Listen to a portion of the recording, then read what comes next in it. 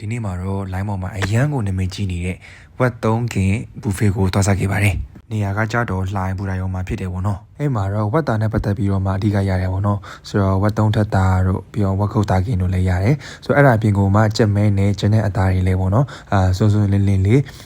တင်ပြလာဆိုအရာတွေ့ရတယ်။ဒါပေမဲ့သူ့မှာတော့ပင်လန်စာတော့မပါဘူးပေါ့နော်။ဆိုတော့အဲ့ဆိုလို့ရှိရင်စမယ်ပေါ့နော်။အဲ့ဆိုင်မှာပထမဆုံးတစ်ခုအနေနဲ့ကြိုက်တဲ့အချက်ကဘာလဲဆိုလို့ရှိရင်ဆိုင်ကအသားတွေကတော်တော်လေးကိုလက်တယ်ပေါ့နော်။အသားတွေရေပေါ့နော်သုံးထားတဲ့အရာတွေကလည်းတော်တော်လေးကိုစားချင်စပွဲလေးပေါ့နော်သူသုံးမိထားတယ်တော်တော်လေးကိုကြီးရေပေါ့နော်ဆိုတော့တော်တော်လေးကိုအသားနဲ့ပတ်သက်ပြီးကကြတော့ good review ကိုပဲပေးပါတယ်ဆိုတော့ကျွန်တော်ကအဲ့မှာအဓိကစားကြရကကြတော့ဝတ်သားပါမယ်နောက်ပြီးတော့မှကြက်မဲပေါ့နော်ဆိုတော့ကြက်မဲအဲ့နှစ်ခုအပြင်ကိုမှတော်တော်သဘောကျခဲ့တဲ့အရာတစ်ခုရှိအဲ့ဒါပါလဲဆိုလို့ရှိရင်အကင်ပေါ့နော်အဝိုင်းလေးပေါ့နော်အဝိုင်းလေးနဲ့အကင်လေးတစ်ခုကိုတော်တော်သဘောကျတယ်ပေါ့နော်ဆိုတော့တော်တော်လေးစားလို့ကောင်းတယ်ဆိုတော့အကင်သွားစားမယ်ဆိုလို့ရှိရင်အဲ့အကင်ကိုလည်းသွား try ဖို့ရတယ်ပေါ့နော်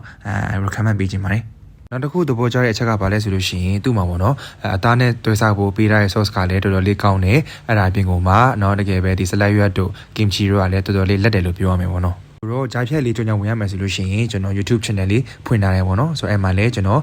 ဒီအစားအသောက်နဲ့ပတ်သက်တဲ့ဗီဒီယိုတွေတင်မှာဖြစ်တဲ့အတွက်ကြောင့်မလို့ subscribe လေးလုပ်ပေးလို့ရပါတယ်โอเคဆိုတော့အခုကကြတော့ကျွန်တော်မကြိုက်တဲ့အချက်တွေပြောမယ်ပေါ့နော်မကြိုက်တဲ့အချက်တွေကတော့နည်းနည်းတော့များတယ်ဆိုတော့ပထမတစ်ချက်အနေနဲ့ဘာဖြစ်မလဲဆိုလို့ရှိရင်သူကရေတန့်ဘူးအေးတွေကကိုရန်ဝယ်ရတယ်ပေါ့နော်ဆိုတော့ပေးထားတဲ့ price 2000ကျော်မှာ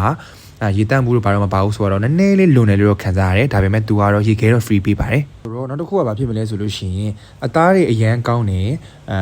သူ့မှာလည်းပေါ့နော်သူစိနေသူတော့ရှိရပေါ့နော်ဆိုတော့ပင်လယ်စာရေးပိုင်းမှာပါတော့တခဏပေါ့နော်ဆိုတော့နောက်တစ်ခုကျွန်တော်မကြိုက်တဲ့အချက်နဲ့ဘာလဲဆိုလို့ရှိရင်အချိုပွဲဖြစ်တယ်ပေါ့နော်ဆိုတော့အချိုပွဲကသူကမြန်မာမုံနဲ့